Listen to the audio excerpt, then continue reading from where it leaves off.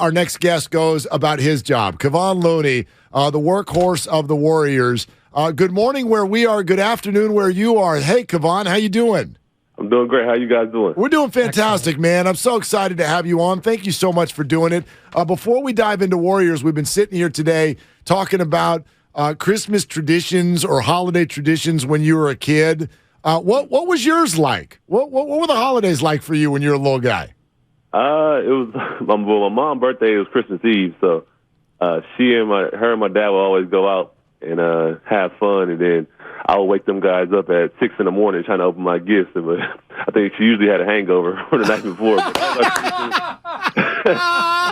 Well, plus now I'm also imagining, because the kids go in and jump on mom and dad's bed, but I imagine you to have been like 6'5".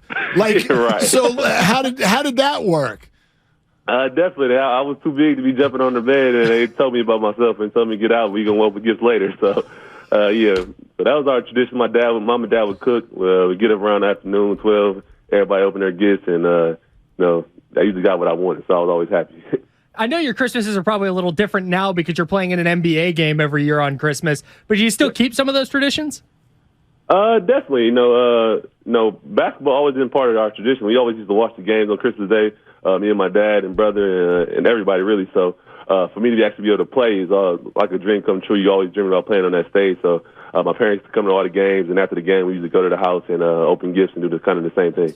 So good. Kevon Looney with us here on 95.7 The Game. Willard and Dibs. Kyle is in for Dibs. All right, Kevon, let's get to a little basketball. How you guys going to hold this together without Steph Curry? It's a tough task, but I think we have the talent to do it. So, once we get Wiggs back and got Draymond back last night, that made a big difference for us. And it's going to be tough for us, but we got enough talent to try to hold the ship down until he gets back. Jordan Poole had a huge game last night, a new career high, 43 points. Is he a guy that you kind of go to as one of the leaders on the team and say, like, hey, man, we need you, or does he kind of know what time it is when Steph is out? He kind of knows what time it is. We just got to we all talk amongst each other about, everybody has to step up. Steph has big shoes to fill, so he can't. Well, no one guy can just fill his spot. So we all got to do a group effort. But he kind of knows when Steph is out that he kind of got to take more lead, got to control the game more, and be more poised. And I think he's been doing a great job at the last few games. Come on, I want to ask you this without certainly putting you in a bad position. I mean this genuinely. In a time in the NBA where load management is all over the place, how the heck is it that you can play every game? I mean, I've been taking care of my body really well the last few years, and I kind of found out the formula for myself to stay on the court. I've been blessed to be healthy the last few years, and I always tell myself if I'm healthy, I'm going to play. I had a few injuries early in my career where I wasn't able to get on the floor. So I always tell myself I missed enough games for my career already. I got to make up for lost time. So that's kind of how I look at it. I have a lot of talks with the training staff, and they always checking in on me. If I always tell them if I'm hurt, I'll tell you, I'll be honest with you guys, and I'll sit out. But I've been feeling really good, and I continue to play every game if I can. Does this interaction ever happen where they come to you and say, like, hey, you played 186 games in a row or whatever it is, like, take a night off, and you say no? Or do they know, like, hey, Loon's going to be in the game, we're good, and he'll tell us if he's not? Oh, those conversations definitely happen. They come to me like, man, you look a little tired. You sure you don't need a rest? You sure? I'm like, no, I'm good. I'm feeling good. And so we have those conversations all the time. He just always tells me just to be honest. He don't want me lying to me just to keep the streak alive. He just tells me, like, make sure you're honest with your body. It's a long season, and we're going to need you the whole year. So I've been feeling great, though, so it's still early in the season, and hopefully I can keep up the good health. Kevon Looney with us here on Willard and Dibs, 95.7 The Game with Kyle in for Dibs. Kevon, you mentioned those injuries you had earlier in your career, and we remember the hip, and people were starting to use the word degenerative. Well, take us back to that time. What was your level of concern that it wasn't going to get better? I really wasn't that concerned about my health. I was kind of just more to figure out the basketball side of it. We had so much talent on the team and such high expectation. I was trying to find a way I could get on the court. But as far as the health-wise, it was kind of an unknown because there wasn't a lot of people that had the same hip surgery as me, so I didn't have no blueprint to really follow. So I was kind of just, winging it and hoping for the best. But I never lost my faith. No, I got good support system in my family and in the training staff. They all had belief in me, so I didn't get too worried. But it definitely was tough, though. One of the things we hear a lot about with Jonathan Kuminga and James Wiseman and Moses Moody is the importance of learning how to play with Stephen Curry. That's obviously something that you've learned how to do. Right. What did you do? Like, where do you feel like you grew the most in learning how to play with Steph so you could become such an integral part of the team? No, playing with Steph is kind of unique. It's a lot of got to make a lot of reads. He really doesn't. We don't really call a lot of plays when he's on the court because he's so good in chaos and he's good at creating havoc for the other team. So we kind of play a lot of random stuff. So you got to kind of know where to be at. You got to know where he likes his shots at. You got to know when to be aggressive and when to screen in and pin in for him. And so it takes a while. It takes a while to learn, especially when you come in out of playing in a different system. I don't think many guys play the style that we play, so it's kind of tough to learn. But it took me a couple years to figure out. But once I figured out, when to be aggressive, how to play in the pocket, which way Steph likes to go, and be ready for the most random things to happen, kind of figure out how to play with him. Is that something you have to learn just kind of by playing with him, or is that when you're on the bench and you're talking to Wiseman or Kuminga or Moody or whoever it is that something that you can kind of like instill upon them? You can try, but I think it's the best experience is actually getting on the court with them. You can watch as much film as you want, but like I said, a lot of it is random, so you never know what's really going to happen. And Steph is a unique player, so he's always putting on the show. He's going to throw some crazy passes. He's going to shoot some wild threes that you probably wouldn't expect him to shoot. So it takes a while to figure it out. I think it's best to learn by being on the court with him, and asking him a lot of questions. So that's what I did. I used to ask him which way, how should I screen for him? When should I be aggressive?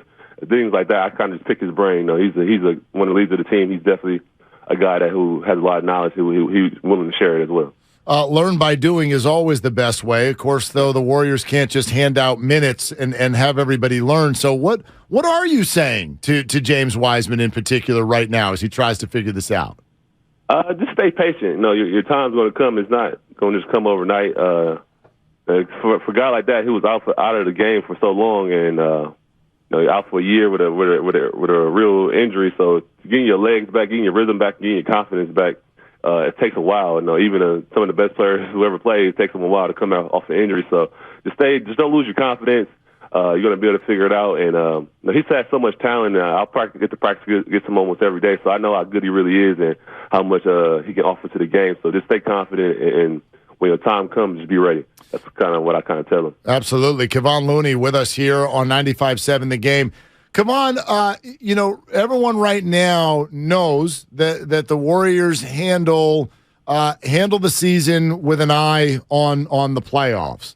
Right. But the record is also starting to make people a little bit uncomfortable, especially with the Steph injury. So how are you guys going to tackle this and still keep an eye on the postseason without, potentially not even making the postseason?